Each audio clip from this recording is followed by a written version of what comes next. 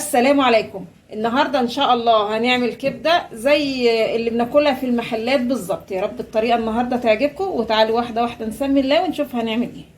هنجيب ميه على النار، اول ما تغلي هننزل كده بقى بالكبده. طبعا احنا مش هنضيف ميه سلق الكبده ولا جزر ولا بصل ولا طماطم ولا اي حاجه من دي، لان احنا مش محتاجين ميه الكبده في حاجه. احنا بس مجرد ان احنا بنشيل زفاره الكبده، وكده كده واحنا بنسوي الكبده احنا هنبهرها، مفيش داعي يعني ايه نضيف حاجه في ميه الكبده.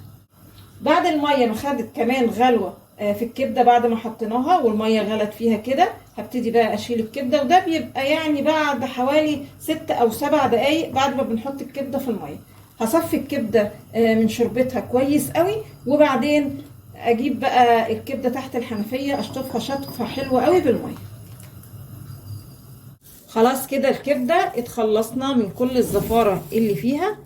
هبتدي بقى ايه، طبعا الشوربه بتاعتها زي ما قلت لكم احنا بنرميها. هنبتدي بقى نقطع الكبده بقى كده عصافيري، يعني بصوا صغير خالص. خلاص قطعت الكبده زي ما انتم شايفين، قطعتها رفيع خالص. هنكمل بقى سواها، وزي ما قلت لكم الكبده كده مش مستويه، احنا بس اديناها غلوه تنزل الزفاره، لكن الى الان الكبده نيه. تعالوا بقى نشوف هنكمل سواها ازاي.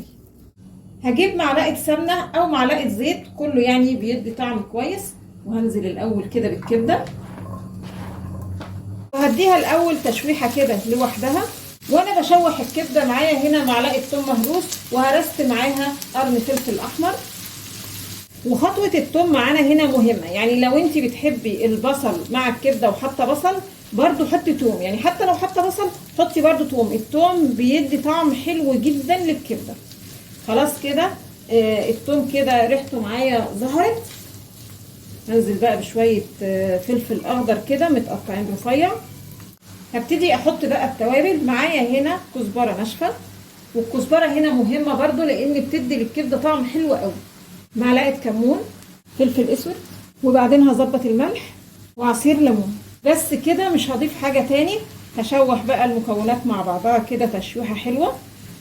بعد ما اديت المكونات كده تشويحه حلوه مع بعضها، ههدي النار وهغطي الطاسه، وهستنى كده المكونات تاخد من طعم بعضها وتفلفل كده وتبقى حاجه كده عظمه. خلاص كده هطفي على الكبده زي ما انتم شايفين مفلفله اهي، مفيش اي سوائل خارجه منها.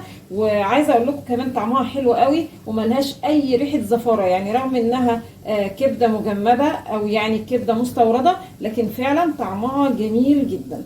يعني اللي لسه ما جربتش الطريقه انصحها يعني انها تجربها، هتنبسط بيها جدا، لانها فعلا خطوه سلق الكبده دي فعلا بتفرق في طعم الكبده.